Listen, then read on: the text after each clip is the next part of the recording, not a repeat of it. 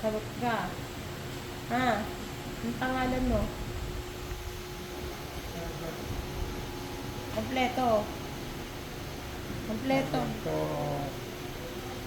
Ibang. Lakas mo, di ko rinig. Sagot sa bibo. Yan, very good. Akong doktor ha. Ready ka na ba?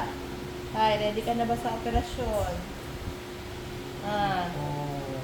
yan. Handa ka na bang ipaputol ang patay? Sagot. Oo. Ah, very good. Ba't ko sabi mo hindi pa? Hindi pa agad pinidyo.